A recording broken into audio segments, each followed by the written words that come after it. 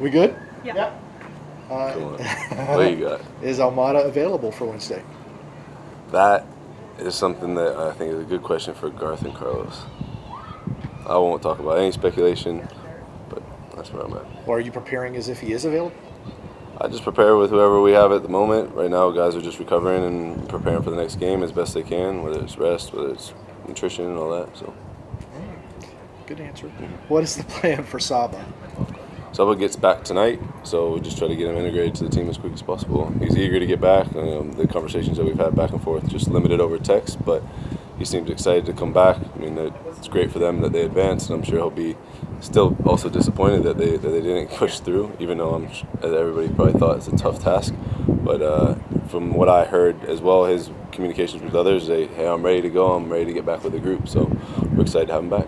And what can you tell us about Amador, the new signing? Yeah, he's an experienced player. I think he's about 25 or so. So he's got different experience in Portugal, and hopefully he adds something different to the group and comes in and challenges when he is available to play. But you never know until they actually get here. So we're excited to have another addition, another body on the team. Is he exclusively a left fullback? Can he play wing back? Can he slide over to center back if he needed? Or I mean, look, he's played left back. I'm sure he could play in other positions. I think guys that have played at this level and they have the talent to play other positions. So, we won't know until they get into our group and what we need and what the games and trainings call for. But when we get him actually here and evaluate how he fits in the group and things like that, then I don't want to lock him to one position or another.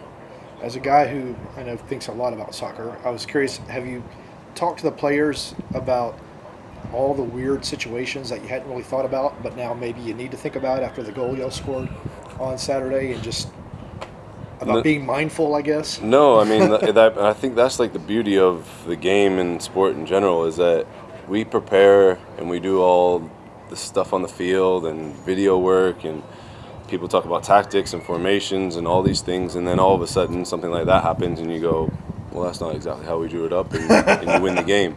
And I do feel for the goalkeeper to make a mistake like that, and that I do feel for him in that sense.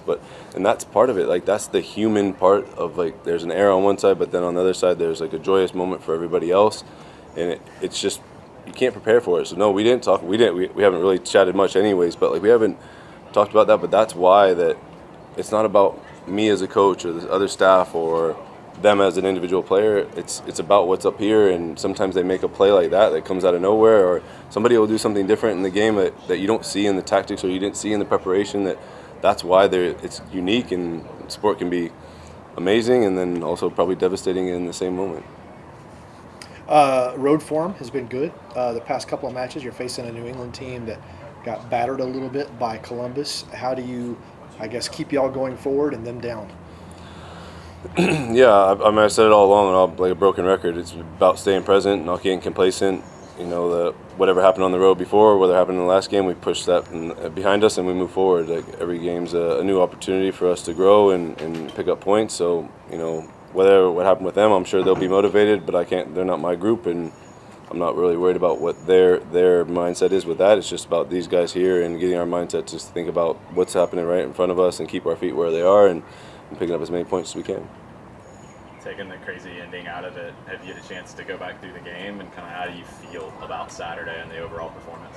Yeah, I think like my first initial reaction of like when you do separate that part is, I said the other night, like, it was difficult, and I think that was pretty fair when I watched it back. Like, there's a lot of moments where, and even on the bench, like when they were talking, we as a staff were talking it through, and it's like, look, this is a proper game, and we're not always going to be on one side, and maybe it's going to flip flop. So it was a little bit of that. I think in the second half we got, like, for me, like, too far stretched defensively, and we're a little bit open in that sense. And I think it happens, but as long as it can go in our favor the other way, it's okay. But it's really important that we kind of shore some of those things up for the long term part of it. But yeah, it was difficult, like, the transitional moments, and then the fact that they've got a player like Bernadeschi that could also change a game in one moment, and if you switch off, then that could happen. Everything good with Stian, or do you know yet? Yeah, no, he's good. Like I said, like what I said the night of the game, it's the same. He was cramping. He's obviously just working his way back to full fitness, so it was just something that we're managing. The decision to go with Ronald there as opposed to Efrain, I think both were warming up, and both would have considered? What went into that?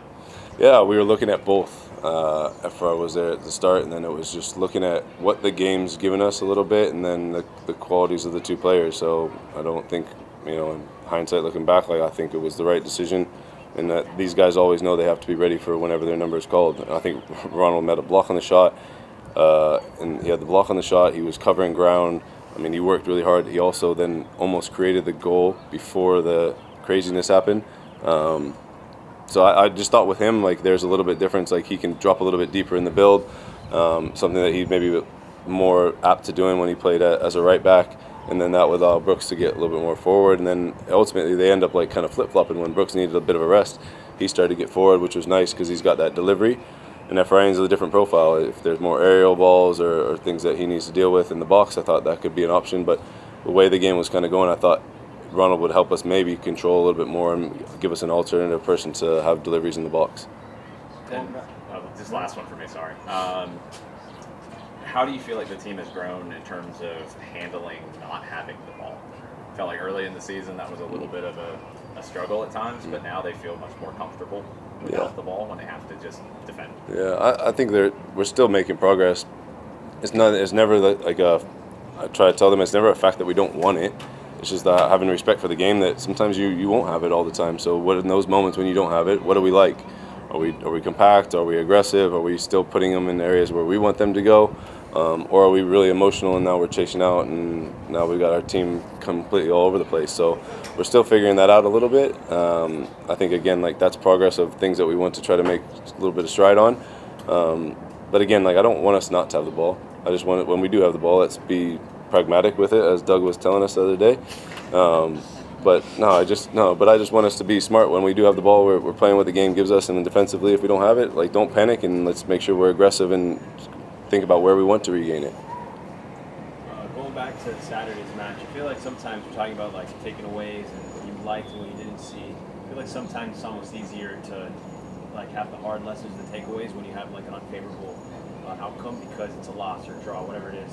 With the craziness and 3 points and everything like that, how do you guys carry the momentum, make sure you get what you take away what you want to learn from that game and then keep it going into the road trip? Yeah, I mean, I think sometimes when the result doesn't go your way, you easily dwell on whether it's the goal conceded or a mistake that happens, and I think that you make sure that I'd say at the beginning when I first started, but it's like making new mistakes. So if they're continuously the same thing, okay, now we need to address it, which there still are things. If you look at some of the goals the VAR goal that got called back, there's certain things that we still need to look at addressing.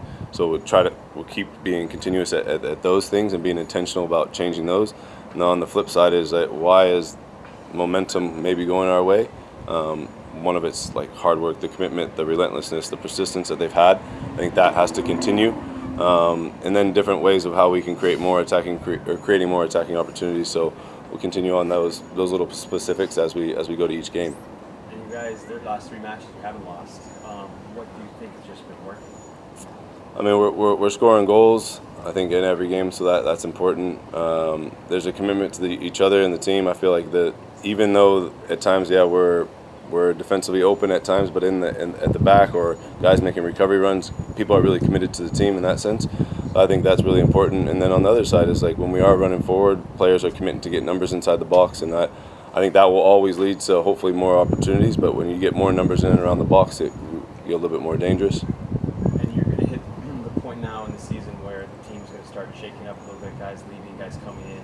How do you manage that as the coach and kind of just oversee everything so it goes as smoothly as possible? Yeah, I mean, the one thing that I've been stressing to them, and I've been really trying to stay the same, is that I'm staying right where my feet are and staying really present in the moment of who's here. I can't focus on who's going away, who's coming in, because they're not here. So whoever is here and in the building, staff, players, whoever is around us, I'm just committed to them and making us better. That's really where my focus has been at.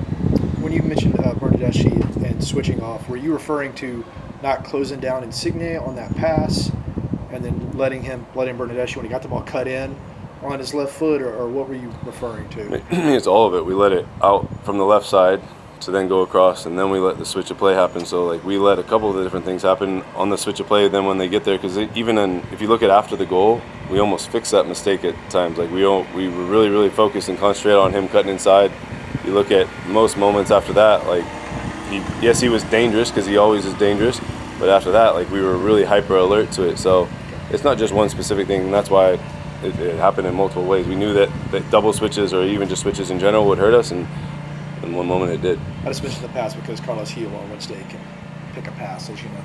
Yeah, he could. I mean, look, he's a dangerous player, so he's somebody we'll have to be aware of if he's available and playing. And last one for me, have you thought about, or do you already have someone on the bench assigned to watch the goalkeeper when he has the ball to see if there's somebody behind him? Because I know goalkeepers usually look over their shoulders to make sure. No, he just didn't happen to on that case. No, he didn't. He didn't. It's not anything I've prepared for it. Like I said, that is an individual decision that, that's the beauty of the game and the beauty of the sport. Anything else for Rob? Good. Thank you guys. All right, See you later. thank you. How many times have you